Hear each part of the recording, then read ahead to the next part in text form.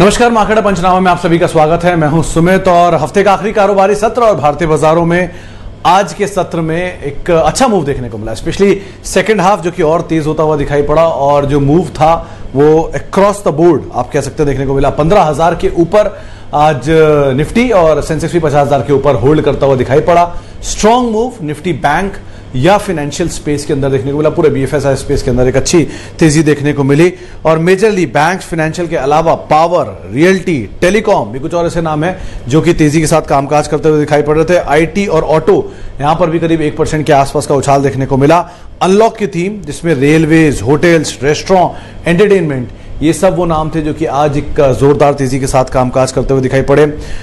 इसके अलावा majorly IndusInd bank 14% के आसपास इस हफ्ते के अंदर चलता हुआ दिखाई पड़ा। एक जोरदार तेजी वहां भी रही। इसके अलावा एसबीआई, M&M, HDFC बैंक ये कुछ वो ऐसे नाम हैं जो कि इस हफ्ते में आउट परफॉर्मर के तौर पर सामने निकल के दिखाई पड़े। स्ट्रांगली वहां पर मूव आता दिखाई पड़ रहा था। पूरा हफ्ता ही इन सारी थीम्स के नाम रहा, जिसमें अनलॉक से जुड़ी हुई जो स्टॉक्स थे उनमें अच्छी खरीदारी थी, सीमेंट के अंदर एक अच्छी खरीदारी थी, शुगर के अंदर एक अच्छी खरीदारी पूरे हफ्ते के दौरान देखने को मिली। तो मेजरली मार्केट्स में पहले 2 दिन का जो स्ट्रॉन्ग मोमेंटम था बीच में कंसोलिडेट हुआ और सेकंड हाफ में वापस बाजार में आज जोरदार तेजी रही। लेकिन आज की तेजी पर्टिकुलरली बैंकिंग फाइनेंशियल स्पेस के नाम कह सकते हैं जहां पर एक अच्छी खासी तेजी देखने को मिली। हालांकि फर्स्ट हाफ में जो तेजी थी फिर भी सीमेंट या डाइवर्सिफाइड थी, लेकिन सेकंड हाफ तक आते आते कंसंट्रेट होकर बैंकिंग स्पेस की तरफ लौटते हुए दिखाई पड़ी। तो एक जोरदार तेजी रही पूरे बाजार में और एक अच्छा मूव मार्केट के अंदर देखने को मिला और एक अच्छी क्लोजिंग आप कह सकते हैं हफ्ते के अंत में आते हुए दिखाई पड़ी। चलिए अब सवाल जवाब का सिलसिला शुरू करते हैं। पहला हेलो दोस्तों, अगर आप अपना पैसा शेयर मार्केट में इन्वेस्ट करके लाखों रुपए कमाना चाहते हैं तो आज ही आप स्टॉक के साथ जुड़कर अपना डीमैट अकाउंट आप बिल्कुल फ्री में ओपन कर सकते हैं, जहां पर आपका ब्रोकरेज चार्जेस बिल्कुल ना के बराबर लगता है। ब्रोकरेज लगता है तो सिर्फ इंट्राडे ट्रेड में, वह भी सिर्फ 20 रुपए। तो आज ही आप स्टॉक के साथ में जुड़ सकते हैं, लिंक डिस्क्रिप्शन में है, क्लिक करें और अकाउंट ओपन कराएं। सवाल प्रसाद जी का है, प्रसाद घाटे साहब का है। हैवेल्स क्यों गिरा है आज? प्रसाद साहब देखिए, हैवेल्स के लिए पहली चीज नंबर ठीक थे, नंबर में कोई दिक्कत नहीं थी। मैनेजमेंट से भी हमने बातचीत की, उनका भी कहना है कि हाँ आंकड़े बेहतर हैं। थोड़ा सा अब कंसर्न दिख रहा है नियर टर्म के आउटलुक को लेकर। ये इनकी कॉल में भी उन्होंने बोला है कि जो पहले छमाही होगी FY22 की, क्योंकि चौथी तिमाही खत्म हुई है तो FY22 की पहली छमाही के अंदर थोड़ा प्रेशर रहेगा अनलॉकिंग जो लॉकडाउन है उसकी वजह से, क्योंकि कंज्यूमर ड्यूरेबल स्पेस मेजर है।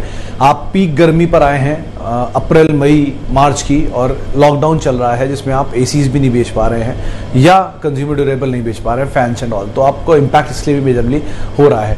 हाउसेज व्यू अच्छा था, 1200 के आसपास के टारगेट दिए गए थे। एक CLSA ने 950 का टारगेट दिया था नीचे की तरफ, लेकिन अदरवाइज मार्केट वैसे भी तेजी में इसको लेगा। अभी नियर टर्म शायद प्रेशर रहे क्योंकि हैंगओवर है, जो तेजी के नंबर लेके गए हैं, जो तेजी एंटिसिपेट करके खरीदारी करके गए हैं, वो भी अपनी प्रॉफिट टेकिंग लेंगे तो उसका इम्पैक्ट है। लेकिन over a period of time आज एक इंपॉर्टेंट कॉल भी है इनकी, आई थिंक दोपहर में इनकी कॉल है। वो कॉल का आउटकम कैसा आता है, ब्रोकरेज हाउसेस दोबारा इसको क्या रेटिंग देते हैं, 2-3 चीज़ें इसके ऊपर आप जरूर ध्यान रखें। अच्छा, गोपाल साहब का सवाल है, 1000 CG पावर 20 रुपये में लिए हैं 1 साल के लिए। गोपाल साहब बहुत अच्छे दाम पर आपने खरीदारी की है CG पावर में, 90 रुपये आ चुका है शेयर। 78 रुपये पे इसका 73 रुपये पे इसका एक प्रेफरेंशियल अलॉटमेंट होने वाला है हाल फिलहाल में, 7 जून की शायद तारीख है।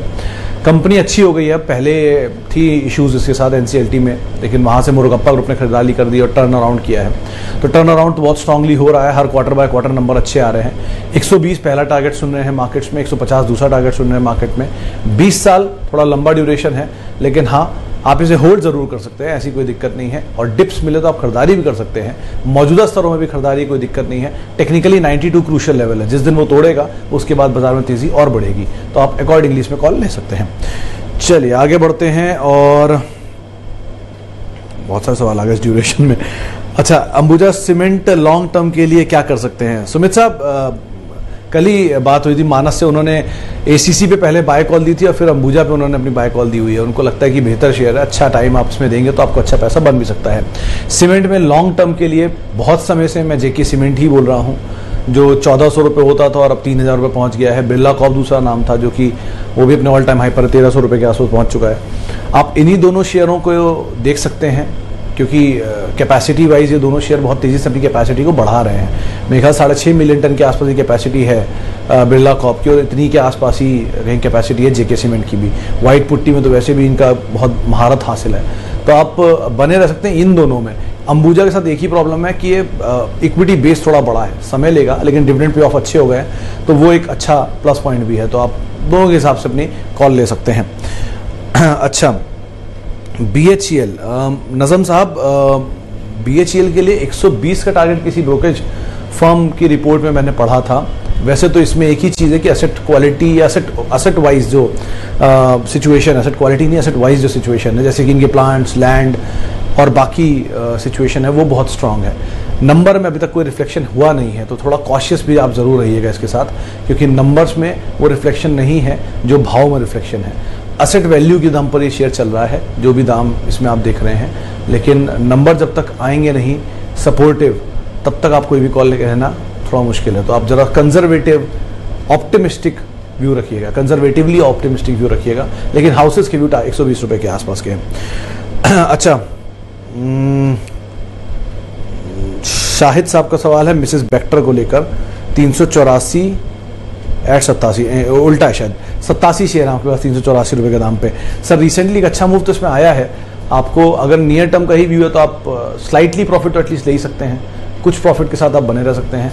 ज़्यादा बेटर सिचुएशन में आप बर्गर किंग को आप मान सकते हैं, कंसीडरिंग कि अनलॉक का अगर प्रोसेस होता है तो वो बहुत नीचे के दाम पर मिल रहा है, और 120-121 रुपये में बसंत महेश्वरी साहब ने 200-250 करोड़ रुपए के शेयर खरीद रखे हैं।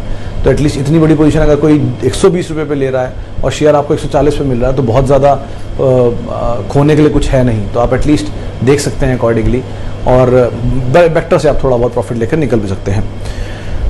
अच्छा, आगे बढ़ते हैं। 500 शेयर टेक सॉल्यूशन के 62 रुपये के दाम पर। दास साहब, इसमें खबर चल रही थी कुछ रीस्ट्रक्चरिंग को लेकर, मार्केट में ये रूमर के तौर पे चल रहा था, जिसके आधार पे इस शेयर में हाल फिलहाल में परसों शायद बड़ी तेजी देखने को भी मिली थी। तो वो तेजी के आधार पे चल रहा है। मोमेंटम बेस्ड स्टॉक है, मोमेंटम को आप प्ले करना चाह रहे हैं प्ले करिए, मीडियम टर्म के लिए आप मोमेंटम को देख सकते हैं। Numbers quarter by quarter review करिएगा, तब अपनी लॉन्ग टर्म पोजीशन रखिए। किसी भी स्टॉक के लिए लॉन्ग टर्म पोजीशन तब तक मत रखिए जब तक उसके number quarter by quarter improve नहीं हो रहे, या एटलीस्ट स्टेबल नहीं है, बहुत डैमेज नहीं है, तो आप इसमें बने रह सकते हैं। वरना आप लॉन्ग टर्म नहीं, मीडियम टर्म के लिए अपनी पोजीशन को आप होल्ड कर सकते हैं, लेकिन वो बज़ को जरा ध्यान में रखिए, बाजार में चल भी रही है।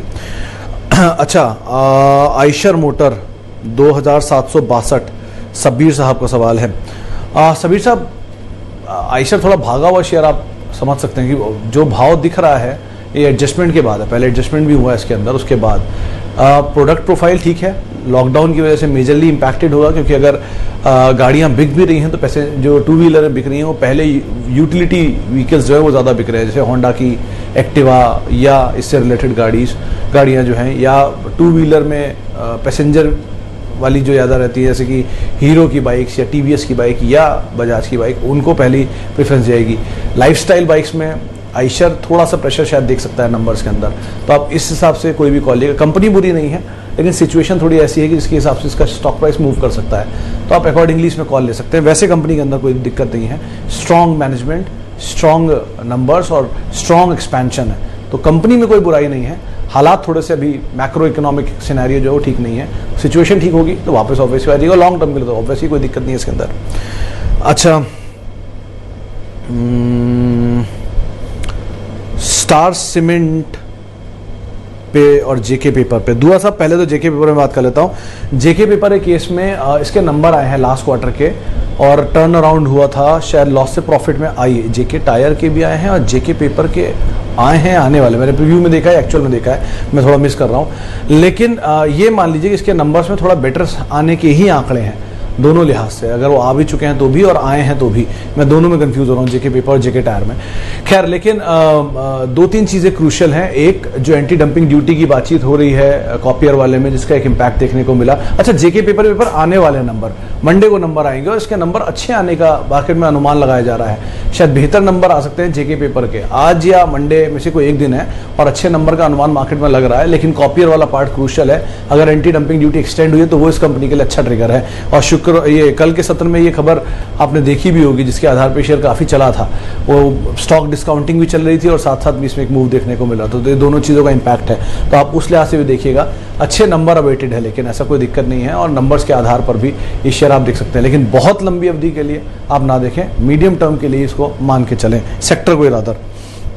अच्छा प्रणय जवर साहब, कॉफ़ी, टाटा कॉफ़ी, इसमें हाँ ज़रूर एक अच्छी चीज़ हुई है कि जो ब्राज़ील में पानी की कमी हुई है उसके आधार पर कॉफ़ी के प्राइसेस काफ़ी शूट कर गए। ब्राज़ील आप भी जानते हो कि देश दुनिया का सबसे बड़ा कॉफ़ी सप्लायर है, तो अब क्योंकि ब्राज़ील में फसल ख़राब हुई है तो प्राइसेस भागेंगे कॉफ़ी के, और टाटा कॉफ़ी एक बड़ा बेनिफिशियरी होगा इसका, तो इस वजह से ये भाग रहा है। दूसरी तरफ जो इसके नंबर थे वो भी काफ़ी सपोर्टिव थे, ग्रुप भी अच्छा है, आप समय दे सकते हैं तो आप ज़रूर बने रह सकते हैं। सिनेरियो के ऊपर नज़र रखिए क्योंकि साइक्लिकल बिजनेस है तो उसके अकॉर्डिंग ही यहाँ पे कॉल आप लेंगे। अरे इतनी तेज़ी से सवाल आ रहे हैं कि मैं सवाल भी नहीं पढ़ पा रहा हूँ। BHEL पे हम बात कर चुके हैं। TVS इलेक्ट्रॉनिक्स, संदेश साहब, इसके नंबर आने वाले हैं सैटरडे को और इसके नंबर ठीक ठाक मार्केट एक्सपेक्ट कर रहा है, लेकिन प्रॉब्लम क्या है इसके नंबर्स में, ये लॉस मेकिंग है, लॉस शायद कम होगा ऐसा अनुमान है लेकिन लॉस रहेगा, तो कंजर्वेटिवली इसने अपनी सिचुएशन को रखी है क्योंकि जिस हार्डवेयर बिजनेस के अंदर ये है, मिसाल के तौर पर POS मशीन्स हुई या फिर कीबोर्ड्स हुए एंड ऑल, वो अभी लॉकडाउन में अभी इतना नहीं बिक रहा है, फर्स्ट लॉकडाउन में खूब बिक रहे थे, इसमें थोड़ा मुश्किल हो रही है चीज़ों में, तो आप अकॉर्डिंगली नंबर पर नज़र रखिएगा। ग्रुप अच्छा है, TVS ग्रुप का है, लेकिन कारोबार, बिजनेस, कैसे नंबर्स आते हैं, ये 2-3 चीज़ें इसको आप ध्यान रखिएगा। आज सैटरडे को इसके नंबर आने वाले हैं।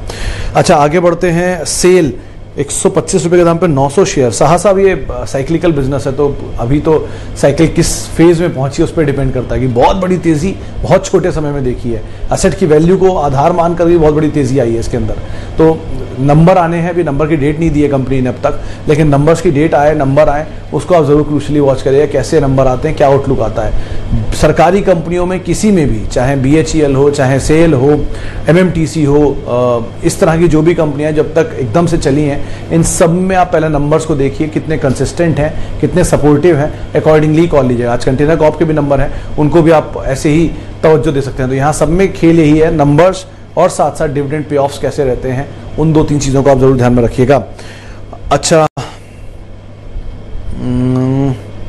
SBI, गुप्ता साहब, SBI के नंबर अच्छे आए हैं क्योंकि SBI केस में जो आंकड़ा भी आया कुछ देर पहले, वहाँ पर एक जो फर्स्ट कट आता है ब्रोकर्स का नंबर के बाद, वो बेहतर साइड पर है, एसेट क्वालिटी के लिहाज से भी, स्लिपेजेस के लिहाज से भी, NPS के लिहाज से भी, तो ऐसा कोई दिक्कत नहीं है। ये ज़रूर है आज शाम 5 बजे SBI की एक एनालिस्ट कॉल होने वाली है और उसके बाद ब्रोकरेज हाउसेज अपना व्यू देंगे और मोर और लेस ये मान के चल रहे हैं मार्केट में कि शायद पॉजिटिव ही व्यू आएगा, इसीलिए SBI को इतने अच्छे फोर्स के साथ लोअर लेवल से खींचा भी। तो आप ये मानिए कि SBI सो फार तो अच्छा ही, और ऑब्वियसली बात है आप देश के सबसे बड़े बैंक की बात कर रहे हैं तो अच्छे नंबर है शॉर्ट टर्म में भी और मीडियम टर्म में भी और लॉन्ग टर्म में तो है ही अच्छा बैंक, तो आपको दिक्कत ही नहीं है। HDFC लाइफ 640 पर 100 शेयर। मनीष साहब आप जरूर बने रह सकते हैं इस कंपनी में, इंश्योरेंस स्पेस में प्राइवेट की सबसे बड़ा मार्केट शेयर लिस्टेड स्पेस में इसी कंपनी का है, भले LIC इसके सामने है लेकिन वो लिस्टेड नहीं है, नॉन लिस्टेड में है, लिस्टेड स्पेस में सबसे बड़ा लाइफ इंश्योरेंस का मार्केट शेयर ये ओन करता है। HDFC ग्रुप की कंपनी है, 10 रुपये की फेस वैल्यू है,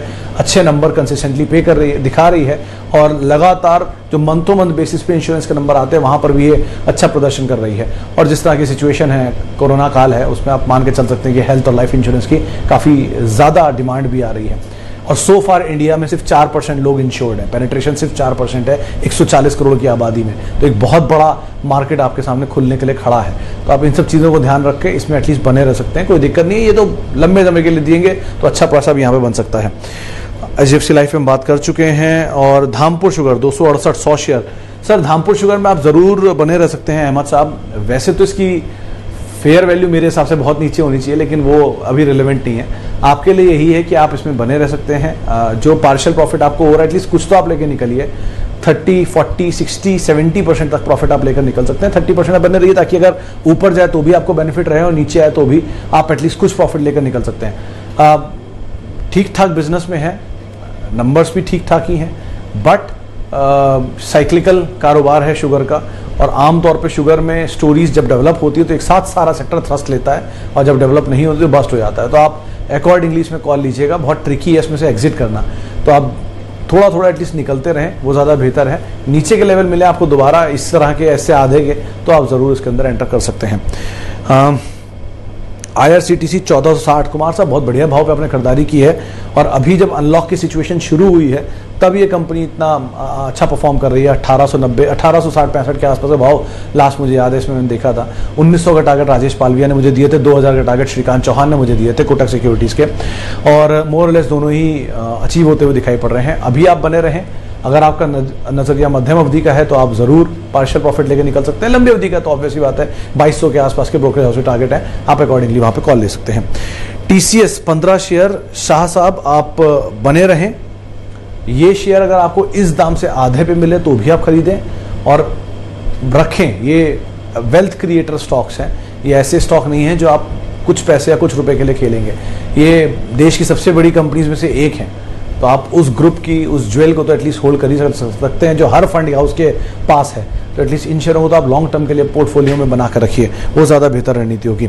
अच्छा वर्मा साहब, एयरटेल को लेकर कुछ भी कहना काफ़ी मुश्किल है। ब्रोकरेज हाउसेज अभी भी 750 के टारगेट पे इंटैक्ट है, कुछ के 675 650 ऐसे भी टारगेट हैं, लेकिन ये शेयर चलता नहीं है। मानस ने सही कहा कि जब भी तेजी आती है ऊपरी स्तरों में इसमें सप्लाई आती है। नंबर्स आए, नंबर्स में इतना ज़्यादा डैमेज नहीं था, आरपू वाला पार्ट डैमेज था, थोड़ा मोबाइल कारोबार में डैमेज था, लेकिन बाकी चीज़ें इतनी खराब नहीं थी जितने शेयर ने रिएक्ट किया। आपको एक रेंज के अंदर ये प्ले करता हुआ दिखाई पड़ेगा। अगर आप रेंज खेल सकते हैं तो ज़रूर खेलिए, लेकिन समय देंगे तो शायद पैसा यहाँ बन भी जाए। अब तो यही कहना पड़ेगा कि कोई ब्रोकरेज हाउस का टारगेट भी अचीव नहीं कर पा रहा, तो कहना काफ़ी मुश्किल है कब चलेगा। ITC जैसी सिचुएशन यहाँ भी है, पेशेंस रखिए, शायद पैसा यहाँ बनता हुआ दिखाई पड़े। अच्छा हिंडाल्को को लेकर सर अभी कुछ भी कहना मुश्किल है दीक्षित साहब, क्योंकि हिंडाल्को नंबर्स तो आए हैं, फर्स्ट कट अभी तक इसका नहीं आया नंबर्स को लेकर, और दूसरा ब्रोकरेज हाउसेस के व्यूज़ भी नहीं आए। तो आप एक दिन का और इंतजार कर लीजिए, सोमवार को इसके ऊपर टेक आ जाएंगे, तब आपको ज़्यादा बेहतर पिक्चर समझ में आते हुए दिखाई पड़ेगी। सोमवार सुबह ही आपको सारे चीज़ें 8 बजे के आसपास CNBC आवाज़ में मिल जाएगी, तो आप अकॉर्डिंगली वहाँ पर कॉल ले सकते हैं। अच्छा Subex short term view, Tiwari साहब सुबेक्स में शॉर्ट टर्म तो कहना मुश्किल है, क्योंकि नंबर्स के बाद बहुत स्टीप रिएक्शन इसने दिखाया है और अभी भी 57-58 की रेंज में कामकाज कर रहा है। हाँ मीडियम टर्म अगर आप रखते हैं तो शायद 70-72 के दाम भी देखने को मिल सकते हैं। कंपनी के नंबर्स में रिवाइवल है, पिछले क्वार्टर के कंपैरिजन में नंबर ठीक थे, YOY बेसिस पे नंबर थोड़े वीक आए थे, जिसकी वजह से बाजार ने इसको बहुत ज़्यादा प्रेशर दिया है। ऑन कॉल काफ़ी पॉजिटिव थी, तो ये मान सकते हैं कि शायद 70-72 तक के टारगेट देखने को मिले मीडियम टर्म में, एटलीस्ट अभी आप बने रह सकते हैं। अच्छा आखिरी सवाल और लेते हैं, वोडाफोन, दीपक चंद्रा पांडे साहब। वोडाफोन में सर 2-3 चीज़ें ही बस हाईलाइट करूंगा। डेट बहुत ज़्यादा है, इक्विटी बेस बहुत बड़ा है, 1800 करोड़ शेयर टोटल शायद हैं वोडाफोन के, तो आप अंदाज़ा लगा लीजिए कितना बड़ा शेयर है और कितना प्रॉफिट बढ़ता है EPS के तौर पे इतने शेयर होल्डर्स में, जिसके बाद इसकी वैल्यू निकलती है और मल्टीपल महंगा दिखता है, जो खैर वैसे तो लॉस में ही है, तो लॉस अलग है। डेट हाई, लॉस है, पेमेंट्स हो नहीं पा रहे हैं, फंड रेज किया हुआ है, उसका इंटरेस्ट पे ऑफ काफ़ी है, और प्रमोटर नया पैसा डाल भी रहे हैं तो उसका बहुत आउटकम आ भी नहीं रहा है। छोटे बेस की वजह से बहुत सारे लोग इसमें निवेशित हैं, और हर जगह पर 3 नाम आपको सुनाई पड़ेंगे, ITC, यस बैंक और वोडाफोन। ये 3 नाम में सबसे ज़्यादा लोग निवेशित हैं, इसीलिए शेयर सबसे कम मूव दिखाते हैं, क्योंकि इक्विटी बेस बहुत बड़ा है, वही सबसे बड़ा रीज़न है। आप प्रॉफिट मिल रहा है तो आप निकल सकते हैं, मिलता है तो भी आप निकल सकते हैं।